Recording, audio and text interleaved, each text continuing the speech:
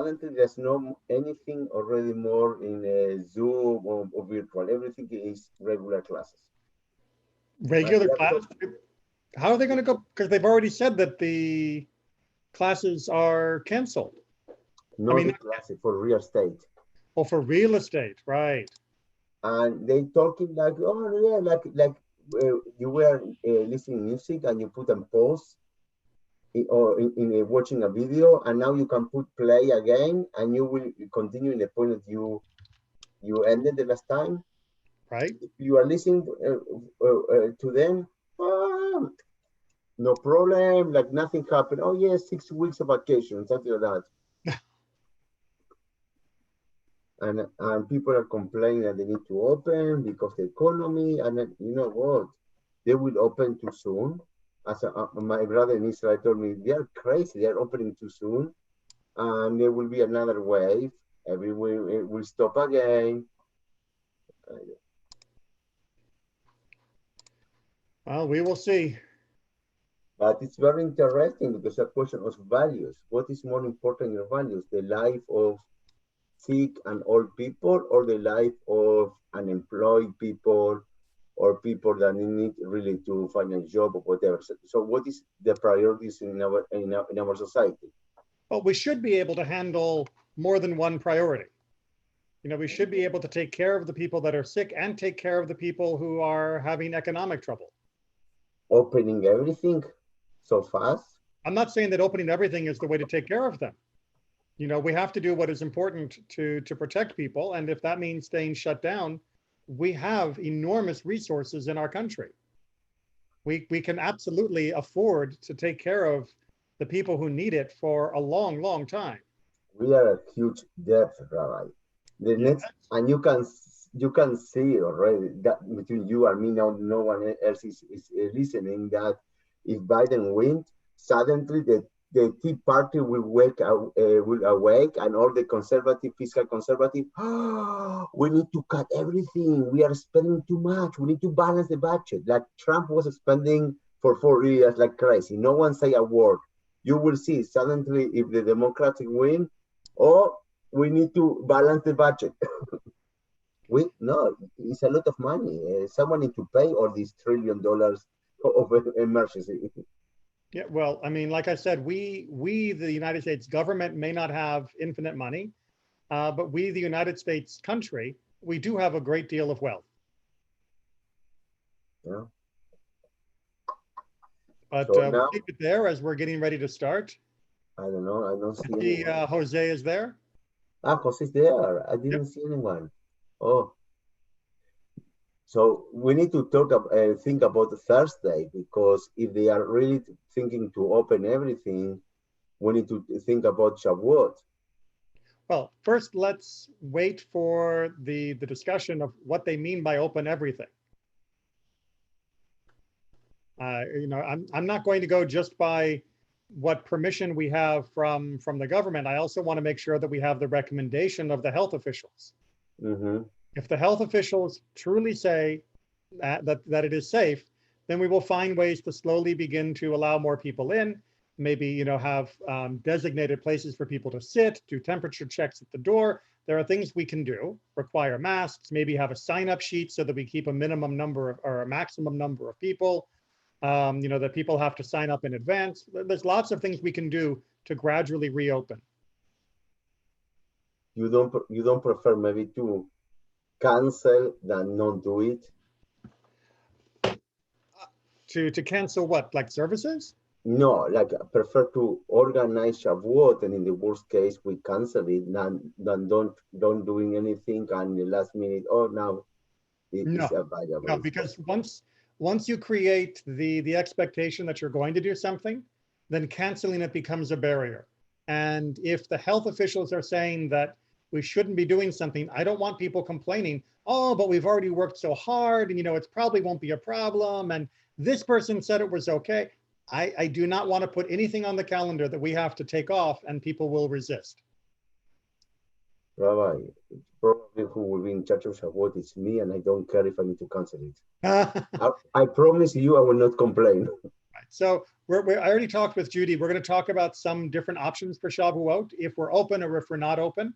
And then we'll see what the committee wants to think about that tomorrow night. All right, let's give it a couple more minutes because I know that people can sometimes be a little late for this class, even if they're not driving.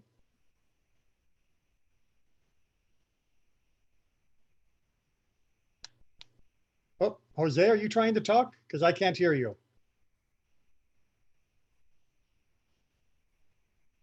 Jose's muted. Yeah, I know. I'm trying to see. I couldn't tell if he was talking to someone in the room or talking to us. You hear me now? I can hear you now, yes. Okay. The important is everybody's safe in the home or in the temple, but everybody is safe.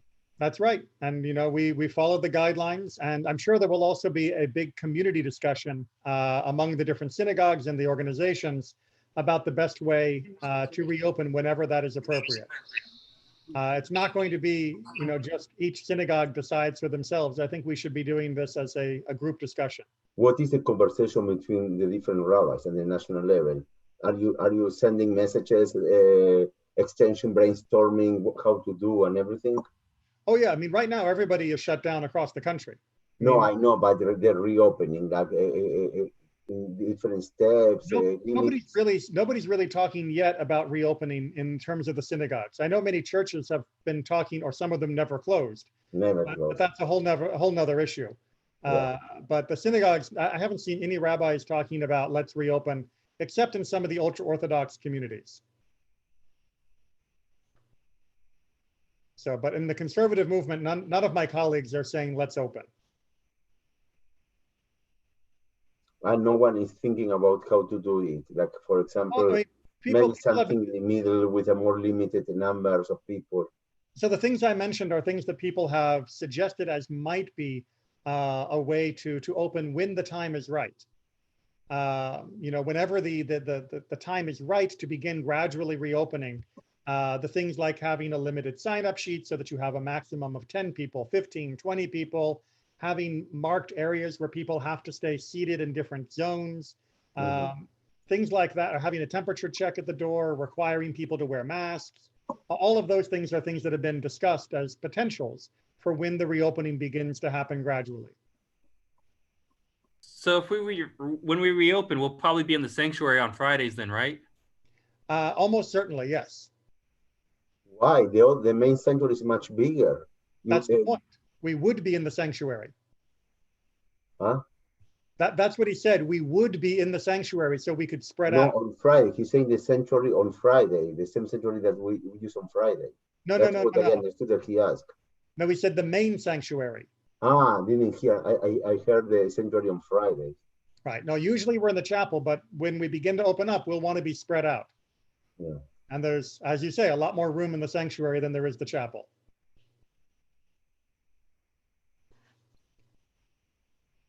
Okay, well. Can we start because it's dinner time and they are waiting for me.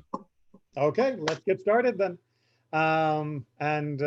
Everybody who's not here tonight, we can groan every time they ask for an explanation that is something we would have gone over. All right, let me just, excuse me, need to go to, not that. Sorry, I have the view of the people small to make room, but what I want to do is go to the PDF. There we go. Everyone can see the PDF? Mm-hmm. Yeah. Come on. Es que salió. Just a moment. It doesn't want to let me move. There we go. The Zoom window did not want to move for a second.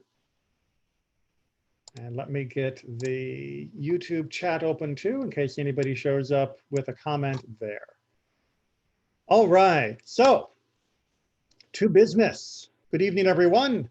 It is going to be my my honor and my pleasure, I hope, to take us through Masechet Eruvin as we continue our trek through the different sections of Mishnah. Eruvin is a little different than the sections we have covered before because it is very dependent on the precise way that people lived during the days of the Mishnah and the days of the rabbis, during the days of the Mishnah and the days of the Talmud. Meaning that much of what we're talking about, we're going to have to make sure we have a good mental picture of what their cities look like in order to then expand the understanding to how it applies to us today.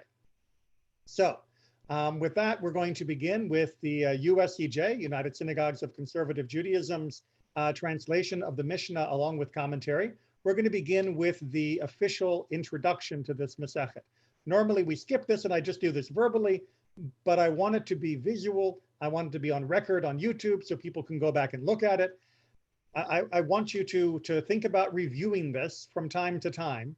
As we go through, it'll become a lot clearer because you'll get used to the terms and the visualization. But we need to work through this. All right, so I'm going to go ahead and read this out loud, and I will give my own commentary to their commentary on the Mishnah. Everyone with me? Okay, so here's how we start.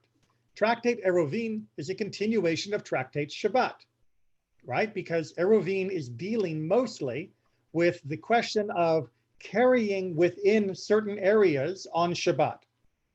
As you will have seen in Masechet Shabbat, there are many rules on what can and can't be carried in different areas on Shabbat. And Eruvin is a way of expanding the areas in which things can be carried. More on that in a minute. But that's why this continues on from Shabbat. Most of Eruvin deals with the different types of public domains.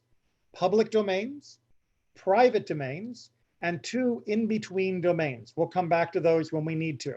I don't want to get too technical, and I'm glad they didn't when we start, which we shall explain when they appear. The categorization of property into different domains is relevant for the laws of carrying, right? Carrying in one type of domain is permissible. Carrying in another type of domain is not permissible. And so we need to know where the domains are. The tractate also deals with the borders outside of a city, which one may not go past on Shabbat. Okay, so everyone understand the basic category of what we're dealing with? About carrying within certain areas within a city, and about how far you can go outside of a city on Shabbat. Those are the two main categories of this whole Masechet. Okay, let me scroll down a little bit. In order to understand Eruvin, it is helpful to understand how a typical city was structured in the Mishnaic period during the time of the Mishnah. Houses shared a courtyard, each house opening up to a courtyard. This is something we've talked about before, where you have an empty area in the middle and you have houses all around it that all have their doors into that shared empty space. Alleys, this is the new part, connected several courtyards to the public areas. And there were two different types of alleys. A closed one, a mavoi satum, and an open one, a mavoi mefulash. A closed alley open to the public domain on only one side, whereas an open alley was open on both sides. All right, I am now going to do my best to do a quick picture. Do not expect anything brilliant here. All right, so. No, I don't like that. I want something that is filled in. Okay. House, house, house, house, and courtyard. Everyone see that? A courtyard is not in the middle between the houses. Hey, what do you want from my drawing? No, because for example, I have the picture of courtyard like the Spanish courtyard. It is, but it's very hard for me to get it precise. Ah, so it is in the middle. Okay. Something like that would be a little bit more accurate. And then maybe, hold on, maybe we bring that one down like that. Okay, so we've got a few different buildings here. We'll make Okay, we got different buildings. Now, the main thing that we're talking about here is that we also have, excuse me, another courtyard. And this courtyard, we've got a building there, we've got a building there, we've got a building here, we've got a building there. Just don't tell my drafting teacher how bad my buildings look. Okay, so that means we've got a door here, and we've got a door here and here. Okay, so make sure I've got the spotlight. This courtyard and this courtyard share the alleyway between them. All right, so people can come and go in between these two courtyards, and they go in and they go out. They go in and out. Everyone got that so far? Okay, now there are two types of alleyways. There's the mavoi mefulash, which is what I just drew, where there's an opening here and an opening here, and the main roads are over here on each side, right? Those are the main roads. Those are the main public areas. But you can also have a mavoi satum, which is closed at one end. There's a wall at this end. And that means that people can walk in, let me get my spotlight thingy again. People can walk in this way, but they can't walk out this way because of the wall. Okay, now, again, this may sound like a little bit of just annoying architectural discussion, but this is going to become very, very important. Let me explain a little bit about why, but we'll go into more detail as we move on. The question is, you can carry within your private area, and you can carry within a shared area, but you're not supposed to carry in a public area. Well, this area here, this alleyway, is that a shared area or is that a public area? Is that a private road that is shared only by the members of the different courtyards? Or is that a public area and people walk back and forth through it all the time, So and therefore it's really considered public? Depending if the alley is a tomb or is or no mefulash. Okay, so one definition would be if it's open or if it's closed.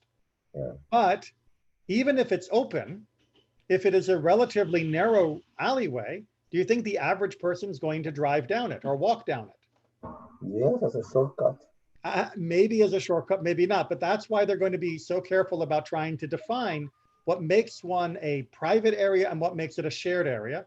And really what we're going to look at in the beginning is how they're going to remove the doubt. Now, I'll give you a quick example in the modern world. If you've ever been driving in a neighborhood, not on a main street, but on one of the side streets of a suburb, every now and then you'll come to a little road that goes off down, and you see like 3, 4, 5 houses down there. Is that a public road or was that a private road? Well, you might know. What would you look for to tell you whether it's public or private? The number of cars that are transit there.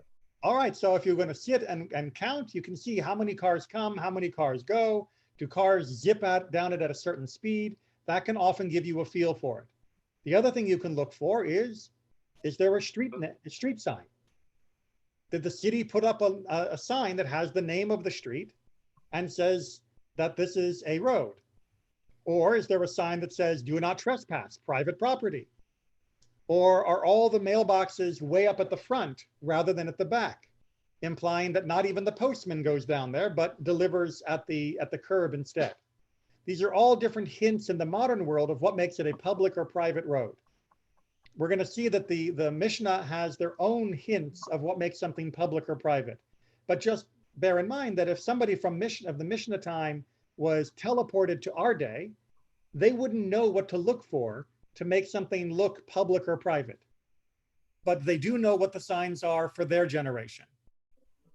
So even though what they're going to describe as being indicators of public or private, mean very little to us and don't seem to be substantial, we have to accept that in their world, this was a common cultural marker of public or private space.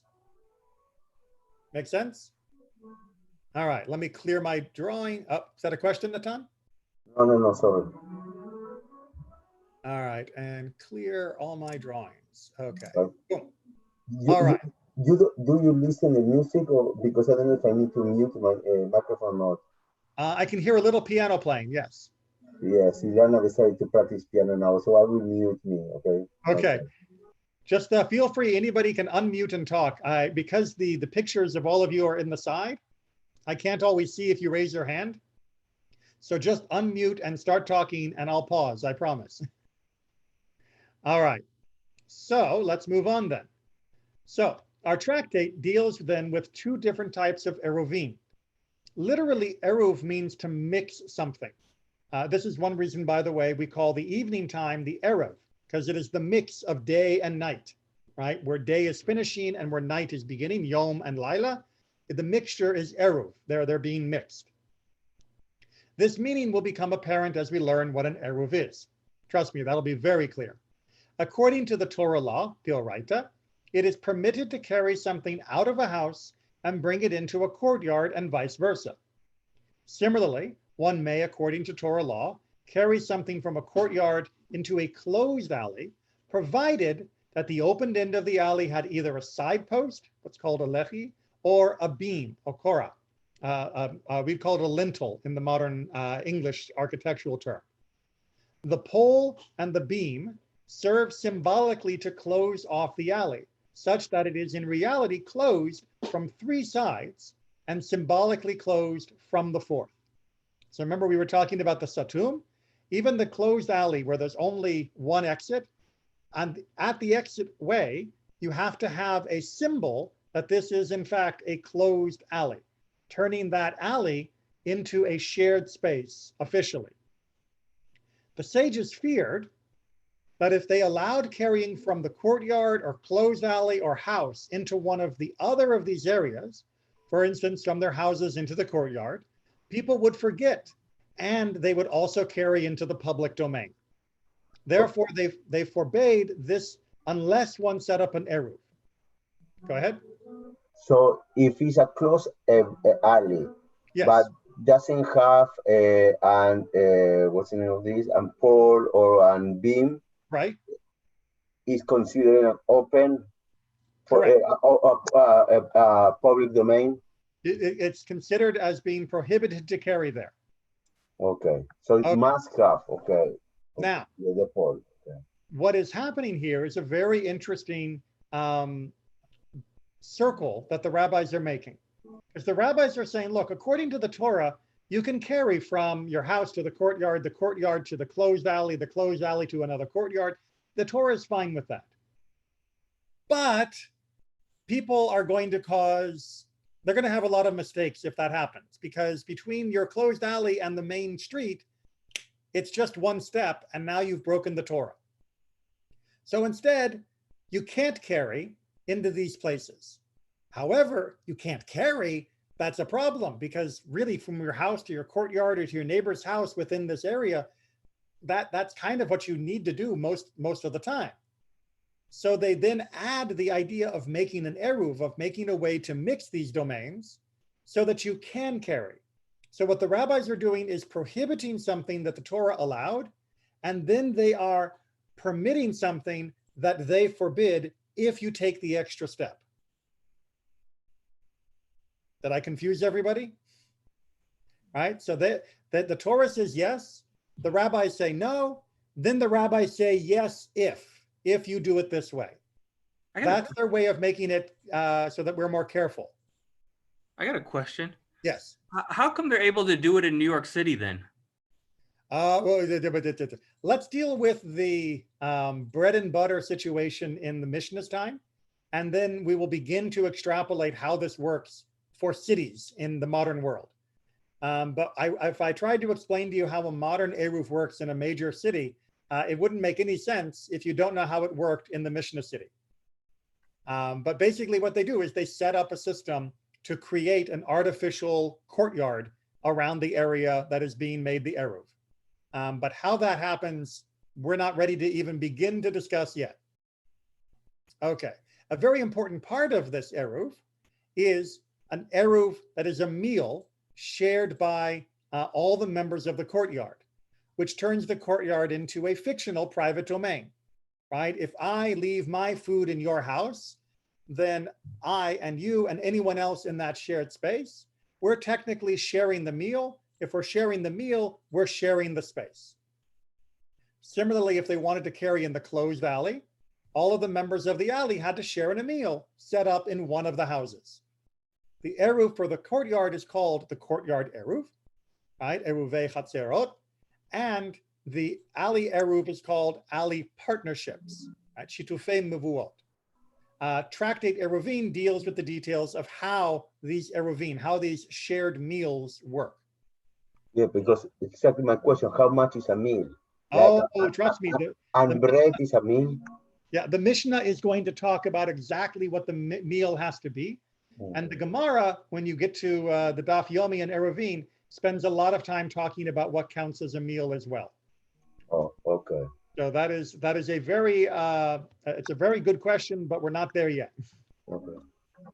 Now, the second, or really third type of Eruv, since we just kind of talked about two types of Eruvs, the second type of Eruv is the border Eruv. This is Eruvei Techumim. The Techum is the city border beyond which you can't walk on Shabbat. On Shabbat, it is forbidden for a person to go more than 2,000 cubits outside the place where he is when Shabbat began. Right? If I am in city A and Shabbat begins, I cannot walk to city B. Right? It's forbidden, even if I'm not carrying. Just walking myself, I can't go between city A and city B when Shabbat begins. However, if he is in let me just back up, right? So I also, if I'm in city A, I can stay in city A. Actually, this is going to be a drawing. Hold on a second. Annotate and draw a circle. Okay, so there's my city. Come on. Oh. Okay. Here's my Techum. Not very good for the geometry. It should be round just like the original one, right? So when I'm on Shabbat, when I begin my Shabbat in the city, I can stay in the city and I can walk out 2,000 cubits, which is about 3,000 feet, a little bit less than a mile, from the edge of the city into nowhere, into no land. But I cannot go past that on Shabbat, right? So in this area, I have free permission to walk all around. Not carrying, is where we have to have the special Eruv set up, but just generically walking, I can walk anywhere inside the bigger circle because I was in the city when Shabbat began. Good? Okay. Let me see if I put that over here. Okay, maybe we can come back to that in a second. Where's my mouse? There we go. Okay, so however, if he's in a city, he may travel freely anywhere within that city, no matter how large it is. So if the city is 5 miles across, you can walk all around inside of that. If the city is 20 miles across, you can walk around inside the city. And then outside, you add an additional 2,000 cubits, about 3,000 feet. Now, that's only when the city has clear limits when ending.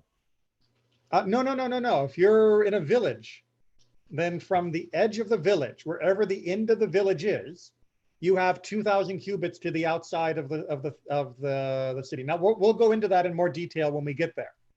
But yeah, because for example, what happened today when you have one city next to the other city? We'll get there. Yes, when you've got this whole blended suburban situation that we have now, it gets more complicated. But we'll get there eventually. Okay. This halacha is learned from Exodus 16, 29 and 30. Let everyone remain where he is. Let no one leave his place on the seventh day. So what do they mean by that?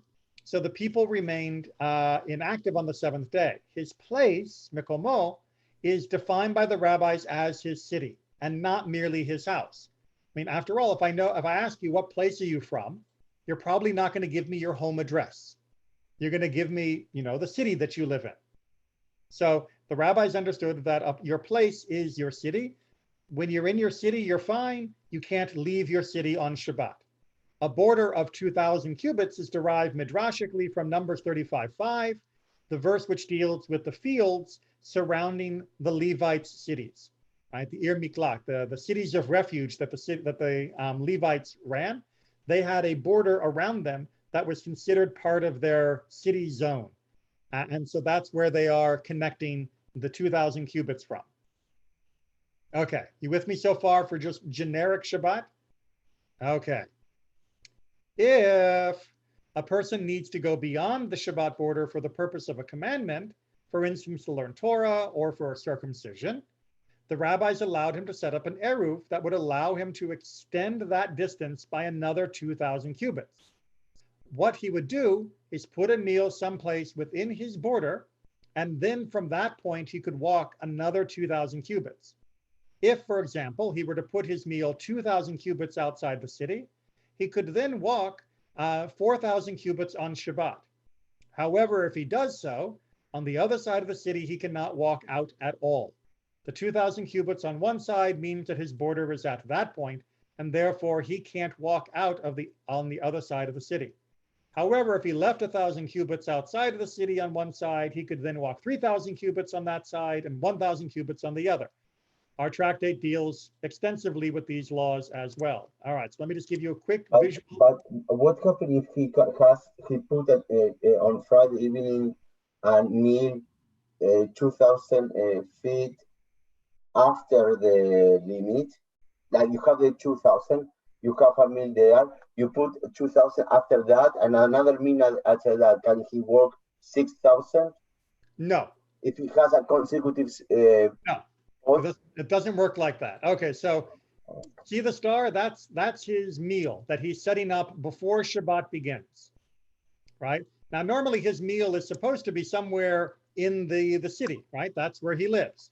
But he's saying, no, my residence, which is marked by my food, is actually here, right at the edge, 2,000 cubits from the end of the city.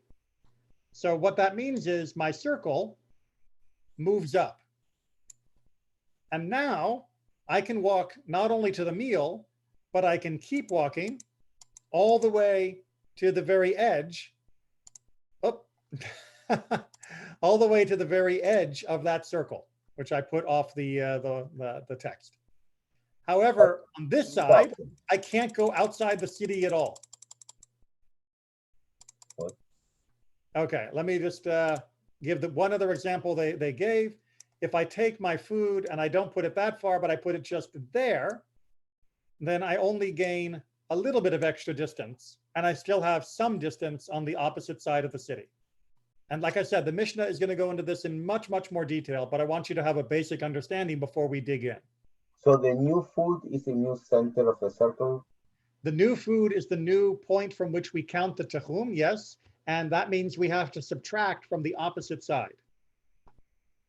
What does mean subtract? Like, for example, what happens if you mark in the 2,000? So everything go in that direction. The person can walk 4,000 feet.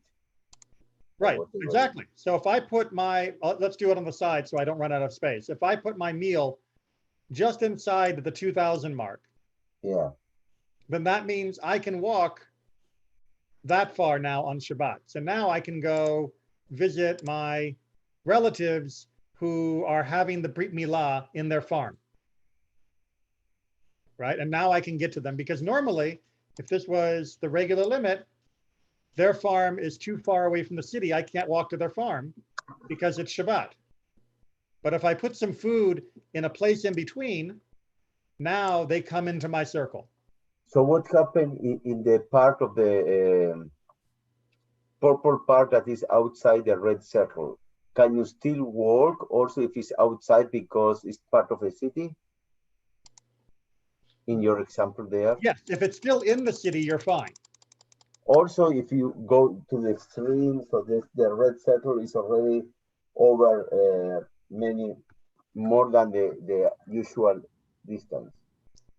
Yes, so the geometry of how they work out the edges of the extension gets a little complicated. So we'll get there eventually, because whether you're working off a circle or a square becomes a point of conversation.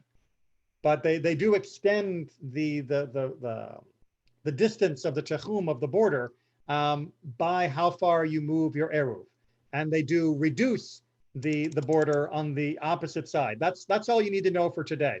We'll get into a lot more detail when we reach this point in the Mishnah.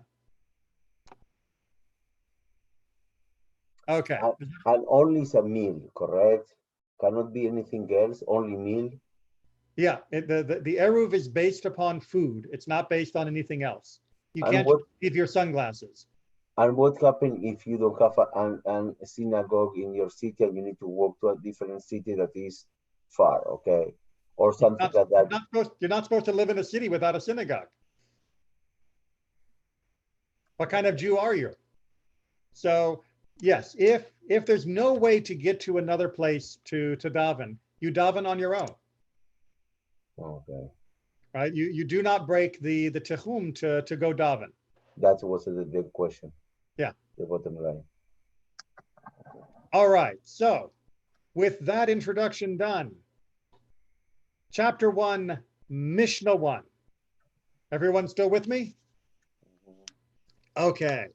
So we are dealing with our the Mavoy Satum, the closed alleyway, right? So it's got courtyard, wall, alleyway, open to the main street.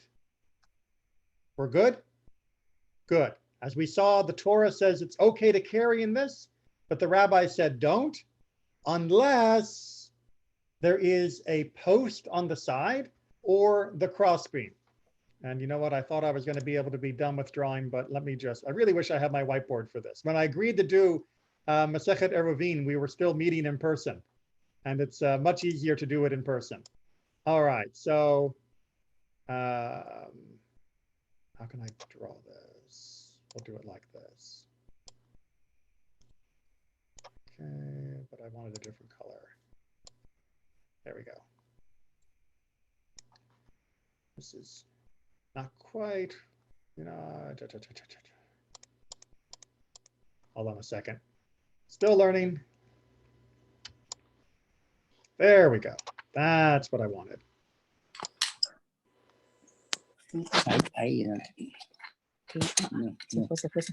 Okay, that's our alleyway, right? I'm looking down the street. I'm looking down the street. And I'm looking down the street, and we have a wall over here. All right, this is all the wall. All right, these are all bricks from other buildings. And the middle area here is the empty streetway. Everyone got my picture so far? All right, I'm looking down, cross-section down the alleyway. What the rabbis are saying, let me get a different color, is that you need to have, hold on a second. You need to have a post along the side of the alley. And you need to have, this is actually going to get a bit debated in a minute, and you need to have a beam over the top of the alley.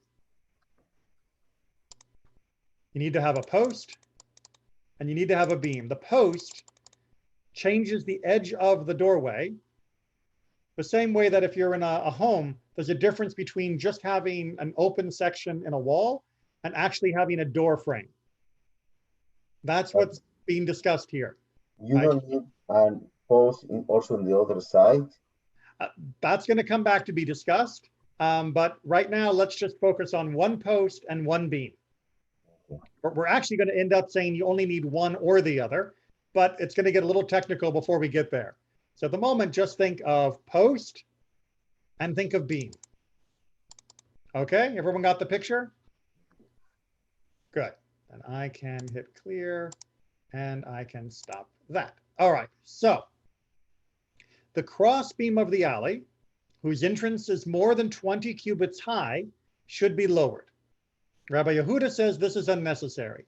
So that cross beam, right? If that cross beam is more than 20 cubits high, which is about 30 feet off the ground, you have to bring it down until it's 20 cubits high.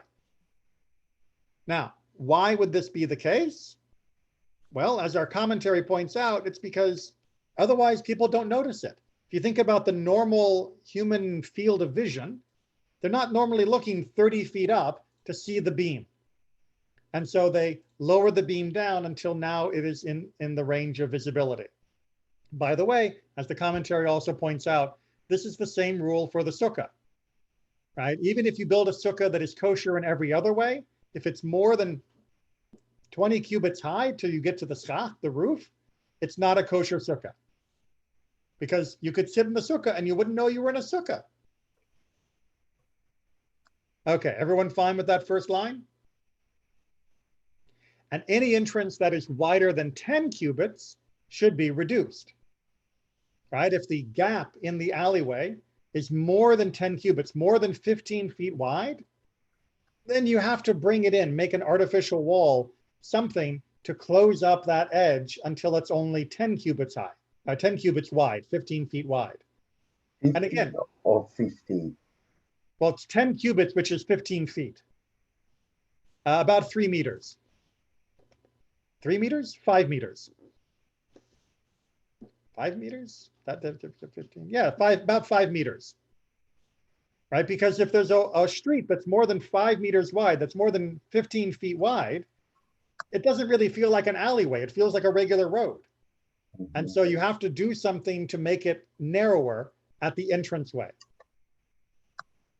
However, if it has the shape of a doorway, there is no need to reduce it even though it is wider than 10 cubits.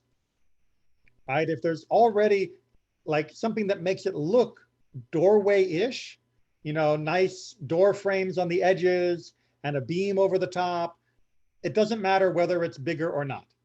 Because when people look at it, they'll see that that's a door frame. Aaron, you're raising your hand. Thank you. Yeah. Rabbi, does that mean if you were to put a door frame on a sukkah, it could be higher than 10 cubits? I would have to say off the top of my head, no, because sitting in the sukkah is you know, a slightly different activity than looking at the streets around you. But I'd have to also confess that it's not something I've ever looked into. Because didn't the note say Rambam said if there was a doorway thing, then the beam could be higher than 20 feet, right? You mean for the sukkah? For this one, right? In the commentary, yes. In the commentary, Rambam says that not only can it be wider, it can also be higher. Yes. But that doesn't necessarily apply to the sukkah. I would not want to go on record saying that without double checking. All right. Thanks. Okay. Chapter 1, Mishnah 2. Beit Hillel, Beit Shammai, they are arguing again. What a surprise. So Rabbi Yehuda lost. Yes, Rabbi Yehuda lost. Okay. All right, the validation of an alley, of establishing an alley as an alley.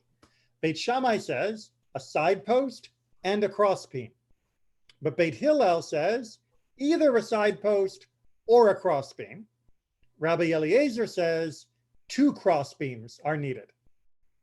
Okay, everyone understand the 2 different positions? It's 2 cross posts, right? No, 2 cross beams? Sorry, 2 side posts. 2 side posts. Yes, have to get my architectural terminology straight, thank you.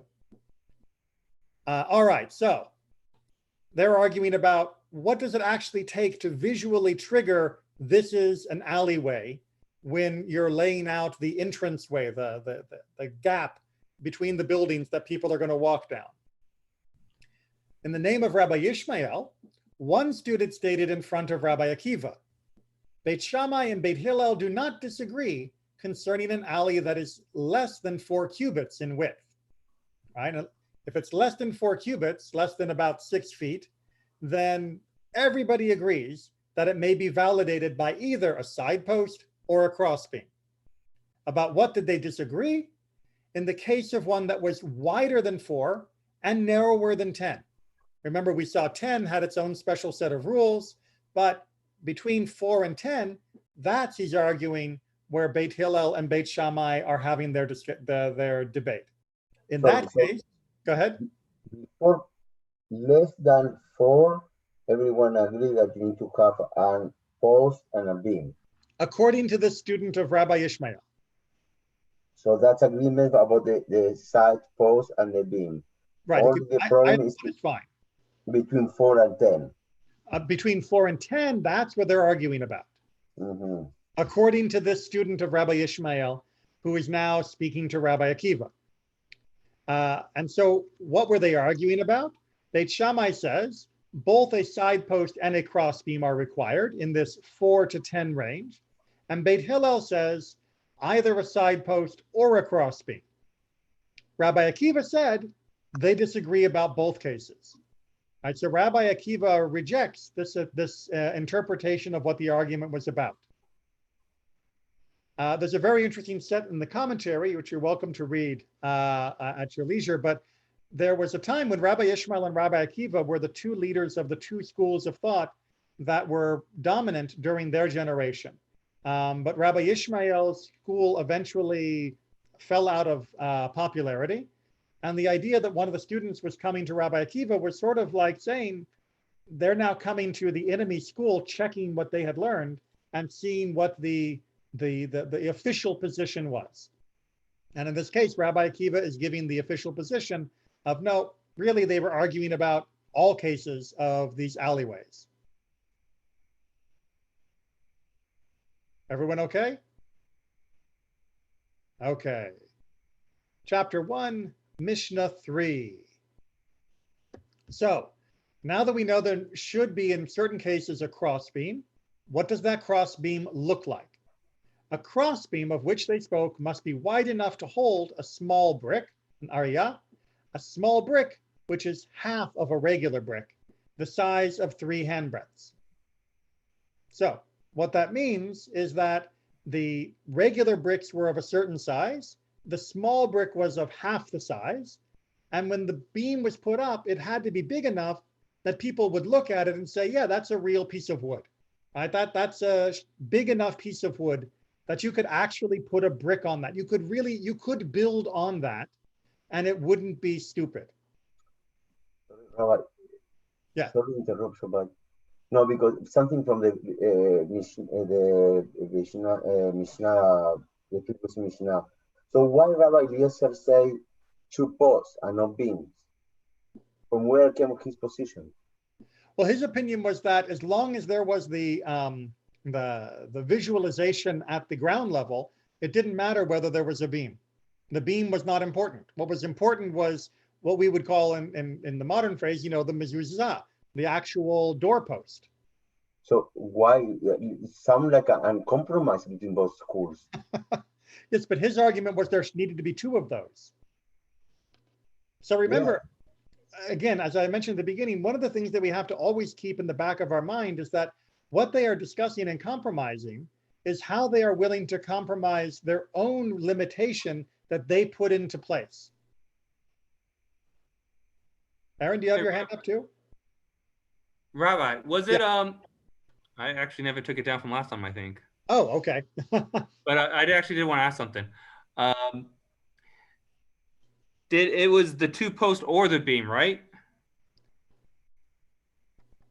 For Rabbi Eliezer? For Akiva, it was Akiva school of thought was 2 post or the beam on top, right? No, Akiva's opinion was Rabbi Hillel's opinion, which was that you need to have a beam or a post, one or the other. Oh, you only needed 1. You only need 1. All right. Which I should point out is eventually what wins the day in the halakha. And but if it's 10 feet or more, you need 2, right?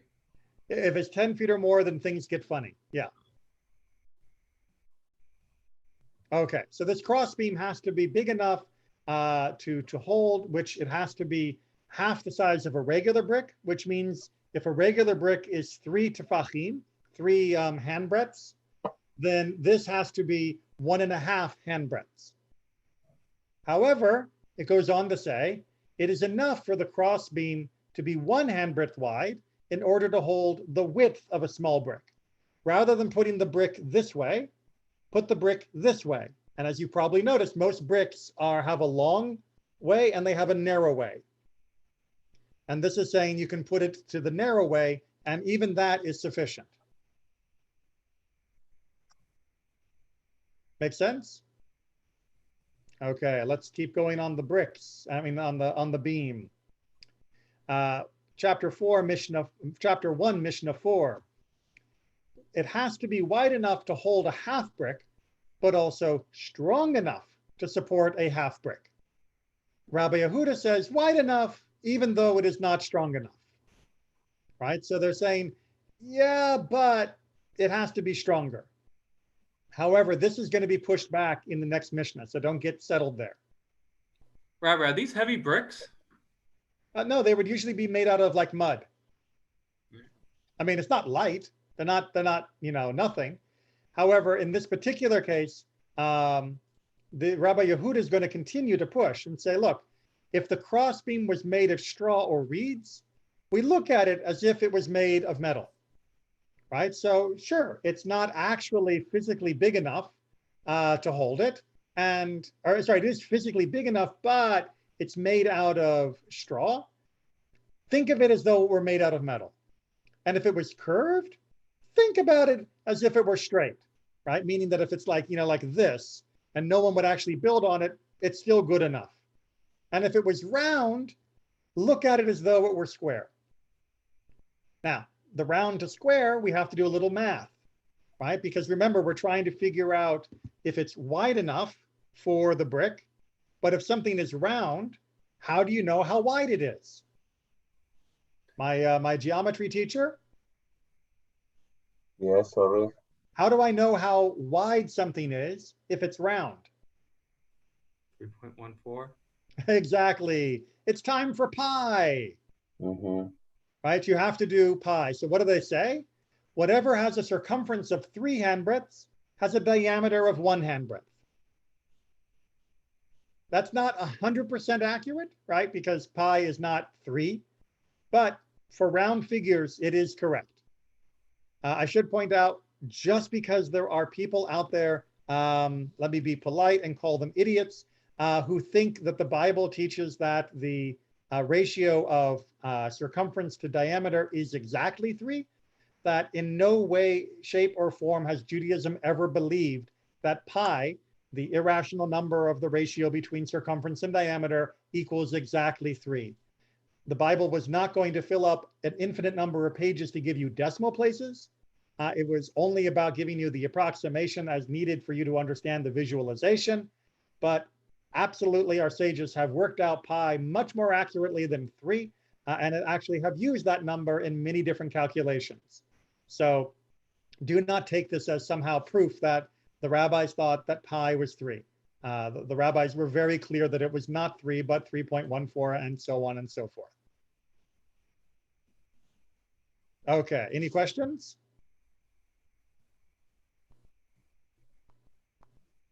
Really, everybody is very happy with this. Okay, what time is it? I think, just a second. You know what? I think we're going to stop there actually, because we're going to go on and we're going to start talking about the side posts. And once we do that, I want to be able to do those sections all at once. So we're going to go ahead and pause here with chapter 1.5. We'll let Natan get to dinner.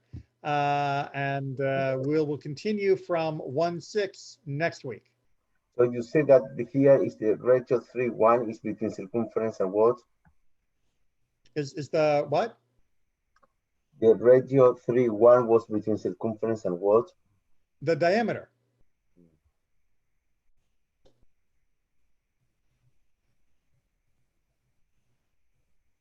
Right? They knew that there was this ratio. The ancient people were not stupid. They were able to know that 3:1 was generally a good reference for the sizes they were working with.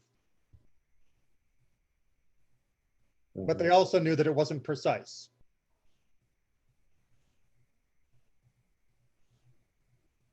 All right.